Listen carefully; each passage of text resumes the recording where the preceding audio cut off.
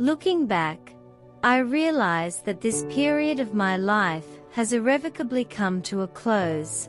My happy-go-lucky, carefree school days are gone forever. I don't even miss them. I've outgrown them. I can no longer just kid around since my serious side is always there. Because paper has more patience than people. An empty day, though clear and bright, is just as dark as any night. I don't want to have lived in vain like most people. I want to be useful or bring enjoyment to all people, even those I've never met. I want to go on living even after my death. I want to write, but more than that, I want to bring out all kinds of things that lie buried deep in my heart. I think a lot, but I don't say much. We all live with the objective of being happy. Our lives are all different and yet the same. Look at how a single candle can both defy and define the darkness. People can tell you to keep your mouth shut, but that doesn't stop you from having your own opinion. Think of all the beauty still left around you and be happy. A quiet conscience makes one strong. Whoever is happy will make others happy. Unless you write yourself, you can't know how wonderful it is. I always used to bemoan the fact that I couldn't draw, but now I'm overjoyed that at least I can write. And if I don't have the talent to write books or newspaper articles, I can always write for myself. But I want to achieve more than that. Ordinary people simply don't know what books mean to us. Shut up here. Reading, learning, and the radio is our amusements. Our lives are fashioned by our choices. First, we make our choices. Then our choices make us. Don't be too assuming. It doesn't get you anywhere. What I condemn are our system of values and the men who don't acknowledge how great, difficult, but ultimately beautiful women's share in society is.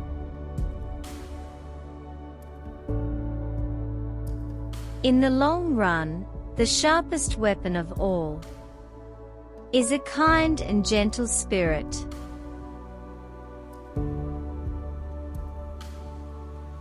I can shake off everything as I write. My sorrows disappear, my courage is reborn. And finally I twist my heart round again, so that the bad is on the outside and the good is on the inside. And keep on trying to find a way of becoming what I would so like to be, and could be if there weren't any other people living in the world.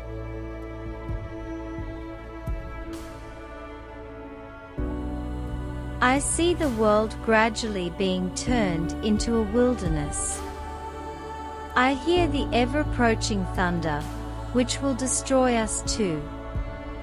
I can feel the sufferings of millions, and yet, if I look up into the heavens, I think that it will all come right. Misfortunes never come singly.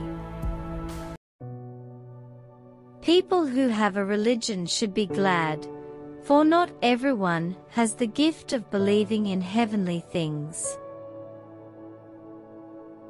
How lovely to think that no one needs wait a moment.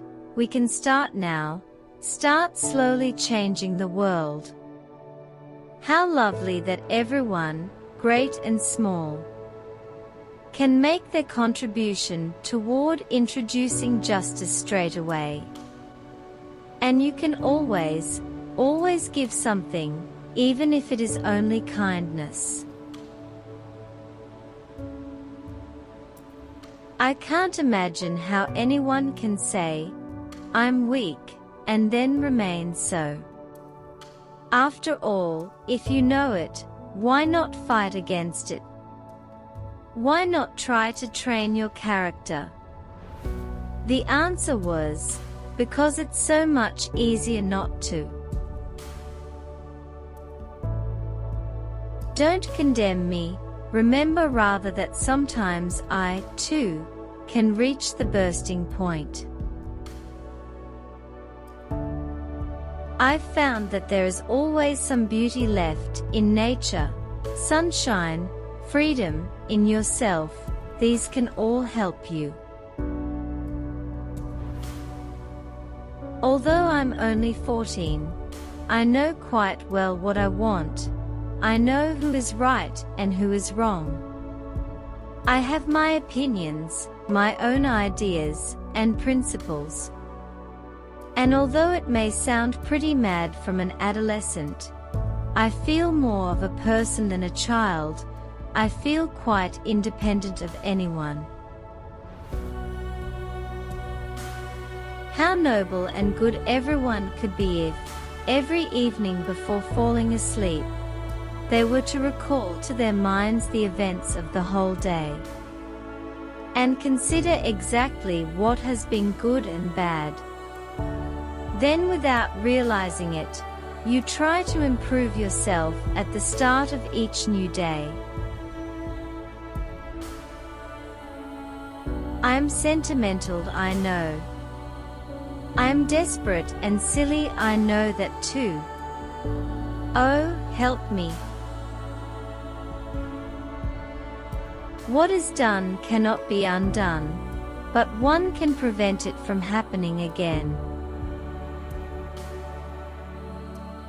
Everyone thinks I'm showing off when I talk, ridiculous when I'm silent, insolent when I answer, cunning when I have a good idea, lazy when I'm tired, selfish when I eat one bite more than I should. You can be lonely even when you are loved by many people, since you are still not anybody's one and only.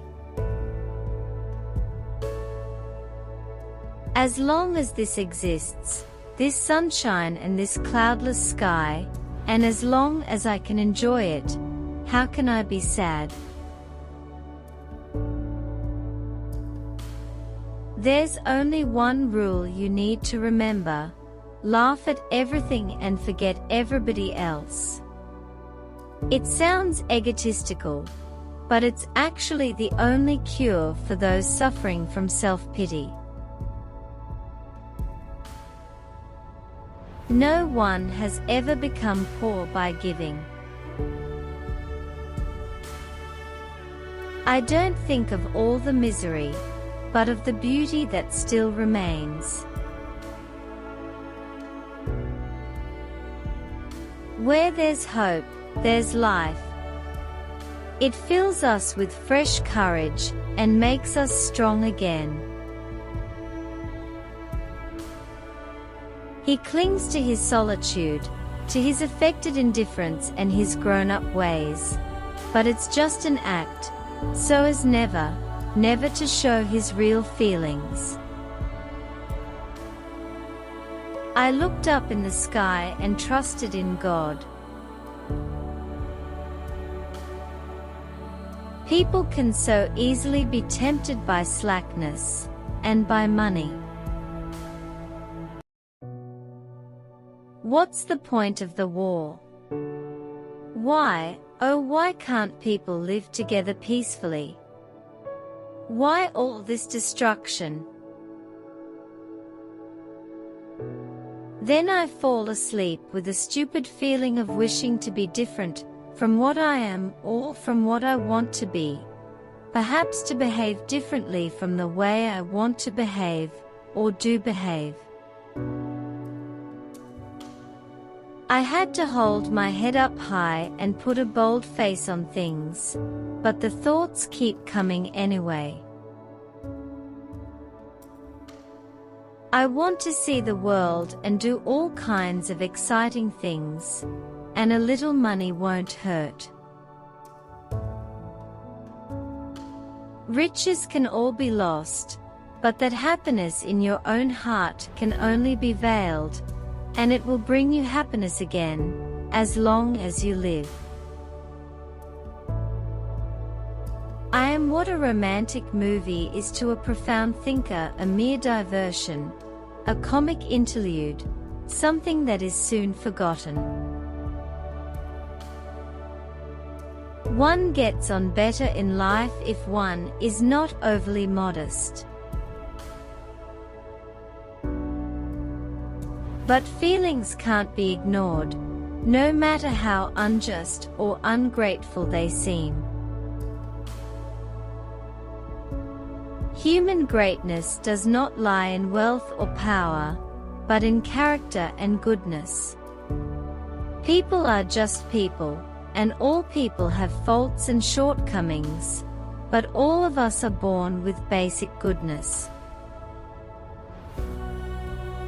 The best remedy for those who are afraid, lonely or unhappy is to go outside, somewhere where they can be quite alone with the heavens, nature, and God. Because only then does one feel that all is as it should be and that God wishes to see people happy, amidst the simple beauty of nature. As long as this exists, and it certainly always will, I know that then there will always be a comfort for every sorrow, whatever the circumstances may be. And I firmly believe that nature brings solace in all troubles.